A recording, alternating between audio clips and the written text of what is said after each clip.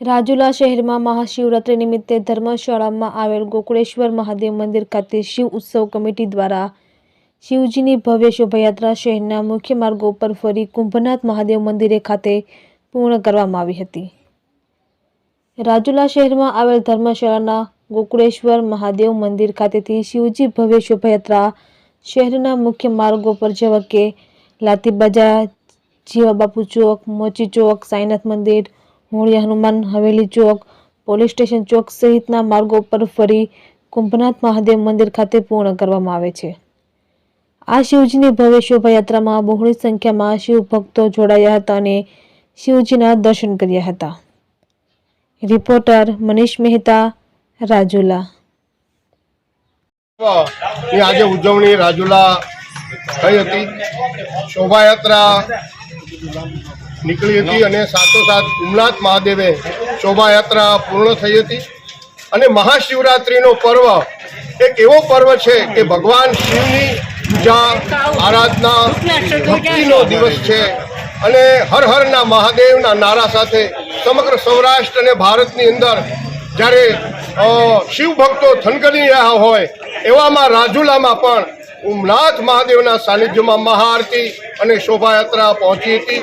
બહોળી સંખ્યામાં શિવ ભક્તો જોડાયા હતા અને ખૂબ રાસ ગરબા સાથે અને શંભુના નાદ સાથે આ શોભાયાત્રામાં ખૂબ આનંદ વિભોરથી ભગવાન શિવના નારા લગાડવામાં આવ્યા હતા। અને રાજુલા સ્થાનિક પોલીસ સ્ટેશન તરફથી પણ સંપૂર્ણ બંદોબસ્ત સારી રીતે જળવાયો હતો અને ઉમંગભેર રાજુલામાં શિવરાત્રિ મહાપર્વનું આયોજન કરવામાં આવ્યું। ચિરાગ હર હર મહાદેવ। અને આજે મહાશિવરાત્રિ પર્વ, શિવરાત્રિ એટલે શિવની રાત્રિ કહેવાય અને જીવને સાથે શિવનું મિલન કરાવે એટલે શિવરાત્રિ। અને આપણે ખૂબ જ ભાગ્યશાળી થઈએ કે આપણને સ્વયંભૂ કુંભનાથ મહાદેવ એનું સાનિધ્ય મળ્યું છે। અને કુંભનાથ મહાદેવ એવી ભૂમિ છે કે પાંડવો અહીં વનવાસ કરેલો છે અને કુંતા માતાએ અહીં શિવની પૂજા કરેલી છે। અને લોકવાયકા મુજબ અહીંયા અમરાવતી નગરી કહેવાતી, અહીંયા અશ્વસ્થામાએ પણ અહીંયા સાધના કરેલી હતી, એવી આ તપોભૂમિ। એટલે મહાશિવરાત્રિ પર્વની બધાને હર હર મહાદેવ શુભકામના। કેતનભાઈ દવે, રાજુલા। દીપકભાઈ, રાજુલા શહેરમાં આજે ભવ્ય મહાશિવરાત્રિ નિમિત્તે શોભાયાત્રા નીકળી હતી, શું કહેશો? સૌના સાથ સહકારથી અને ભગવાન શંકર ભગવાનના આશીર્વાદથી બહુ સુખરૂપ અને આનંદથી ભક્તિભાવ થઈ ગયા બધાને।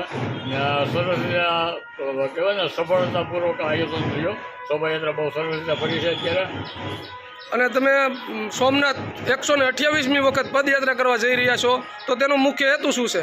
23 વર્ષ પહેલાં મારા 3 બાબા છે। 23 વર્ષ પહેલાં મારા મોટા બાબા એક વખત અગાસી ઉપરથી પડી ગયેલો અને એના હેમરેજની અસરથી ગઈ હતી। એટલે આ ડૉક્ટર, મોટા ડૉક્ટર પાસે લઈ ગયા, પણ ડૉક્ટર કે અમે અમારી રીતે કોશિશ કરશો, પણ બાબાને થોડી ઘણી વધારે તકલીફ તો છે।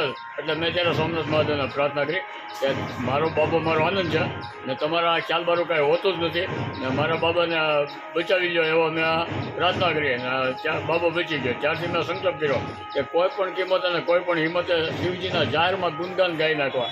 એટલે એ વર્ષથી મહાશિવરાત્રિ પર શંકર ભગવાનની શોભાયાત્રા ફેરવાનું આયોજન કરેલું ને સતત 23 વર્ષથી અટૂટ આ શોભાયાત્રા શરૂ છે। કોરોના કાળમાં અમારી શંકર ભગવાનની રથયાત્રા બંધ નહોતી રહી, સોશિયલ ડિસ્ટન્સ જાળવીને રથયાત્રા શરૂ થઈ હતી। એકે વર્ષમાં કોઈથી બંધ નથી રહી શોભાયાત્રા ને 23 વર્ષથી હું ચાલીને સોમનાથ જાઉં છું।